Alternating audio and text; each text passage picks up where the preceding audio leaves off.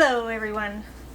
Yesterday I went grocery shopping and I noticed there was a sale on broccoli and cauliflower. Two stores that I went to that had it for 99 cents a pound. And that's a pretty good deal. I have seen it down at 79 cents a pound, which I like to buy it up when it's that price because I haven't really been able to grow broccoli and cauliflower. Now that we have the 5 acres, I'm going to be trying, if I can ever get the timing right. I know I need to plant seeds soon so that I can have these growing in the springtime. Since they like the cooler weather, it's better to get them in the ground as soon as I can. So when I see broccoli and cauliflower on sale in the stores, I like to buy it up.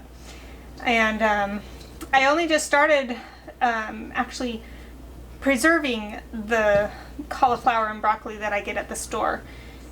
I like to freeze it so that we have it on hand, and it's a way to provide without actually having to grow the food myself. So I can't remember exactly how many pounds, I'll put it up on the screen.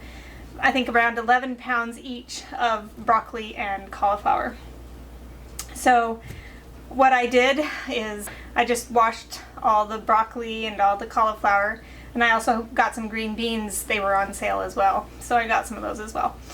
And so I washed all the heads, all the broccoli florets, and then I set about to cutting them up into smaller pieces. So I demonstrate that as well. Now I'm getting to the point where I'm going to blanch the vegetables. Some people blanch, some don't. I like to because I've read the nutrients stay better. They actually stay better when you blanch them. And for me, it's more of a texture thing. I've tried like freezing carrots without blanching them, and it really makes them kind of rubbery and gross. So I like to blanch the vegetables just to get them partially cooked. Then they freeze better, have a better texture. So that's what I'm gonna do. Now there's 3 ways to blanch vegetables. You can put it into boiling water, like I do with ears of corn. You can steam them, which I think I've also done that with corn as well. And you can also microwave them. If you're against microwaving, don't do the microwave version, just do the steam or the boiling water one. But in my book here, where I'm getting my directions from, called Keeping the Harvest, I've had this book for quite a few years, and it answers a lot of my preserving questions. Not all of them, but a lot of them. It's by Nancy Cioffi, right there. There we go. And Gretchen Mead. And it was published in 1991. So in my book here, it talks about blanching vegetables, and it says, research done by Dr. Gertrude Armbruster at the New York State College of Human Ecology at Cornell University. She gave directions on blanching the vegetables, and a study done there was shown that when broccoli, green beans, peas, cauliflower, corn on the cob, and kernel corn are microwave blanched, 100% of the enzymes are killed, and this is the enzymes that will just kind of continue degrading over time, degrading the vegetables. So microwaving will kill off those enzymes, microwave blanching. So I've already done 1 bag, and I'm gonna do a bag for you guys.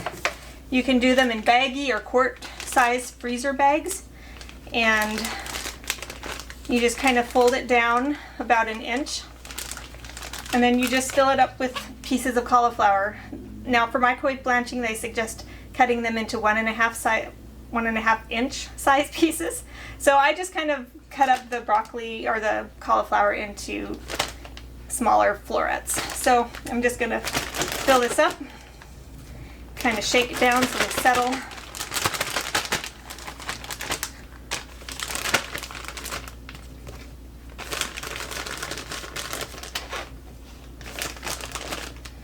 Now this book is a little bit old. The microwaves back then did not have the wattage that they do now. My microwave is 1,000 watt microwave, and the directions, they have give it for 500, 600, or 700 watt microwaves.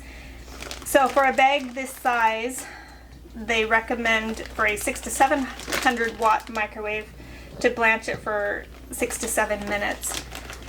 I thought that with my 1000 watt microwave that would be a little too long, and I was right. I set it for 5 minutes, and I took it out at 3 minutes, and it wasn't quite there. So you want the temperature, the inner temperature of these to reach 190. And so I took my trusty probe thermometer here, and at 2 minutes microwaving, it only got to 180. So I put it in for another about 45 seconds, and it got up to 200. So you can, with a 1000 watt microwave, at least mine, about 2 minutes, 45 seconds, maybe go to 3 minutes. Or was it 3 minutes and 45 seconds? Anyway, about 3.5 minutes, and it'll be to temperature for what they want to blanch for blanching. So I have my bag pretty much full now. Just gonna see if I can't settle it down a little more. Get a last few pieces in there. Then you're going to add to your baggie. For the quart size bag, you're gonna add 4 tablespoons of water. I think with the pint baggie, you do 3 tablespoons. Got a handy dandy chart here. Yes, with the pint, you'd add 3 tablespoons. With the quart bag, you'd do 4 tablespoons. All right. So then you zip it closed, except you want to leave a vent in the center so the steam has a place to go. And then you're just going to microwave it.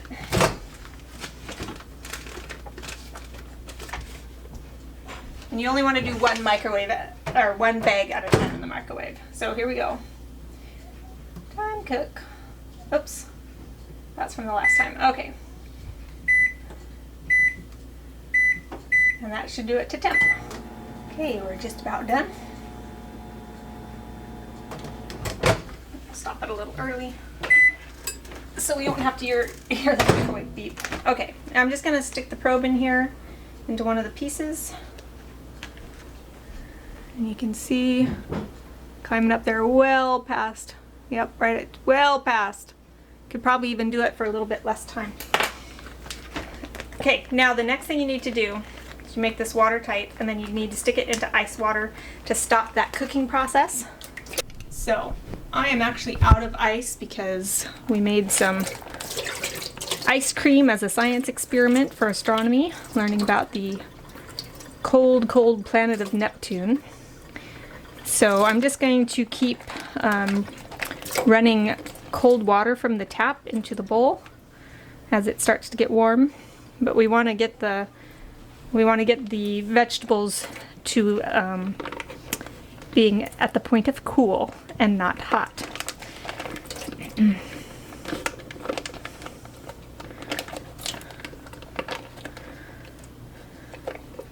You do want to leave a little bit of a slit in here, just so the steam can escape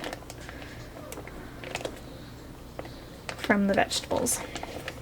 So while that bag cools, I'm just going to show you the bag that I did previously. It's already nice and cold from being in the freezer, not frozen yet, but it's getting there. So you can see they're nicely done, and they'll cook up great the next time I pull them out of the freezer to use them up. So I'm glad to have found the cauliflower on sale. Don't forget to label so you don't forget what this is. Of course, you can probably tell what cauliflower is just by looking at it, but it also helps to have the date that you did it, that you froze it. So that way, when you have stuff that's older in your freezer, you can grab that stuff out first to use.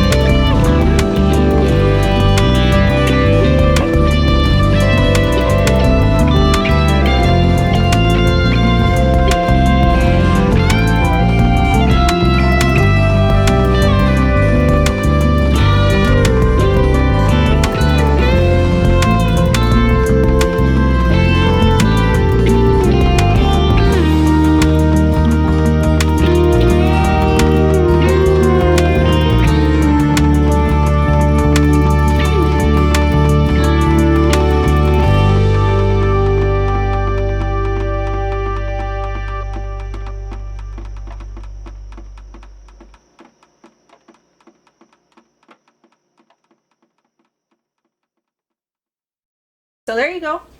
If you find a good deal on produce in the store, you know that you can go ahead and buy it up. It might not be as healthy as growing it as your own or as tasty as growing your own, but if you're not in a place where you can grow your own food like this, find it for a really good price in your grocery store, or if you have a farmer's market with a really good deal, or a local farm where you can buy it bulk. Go ahead and give blanching a try, freeze it up, and you'll have it for when the cauliflower or the broccoli or the green bean prices aren't all that great. Thanks for watching.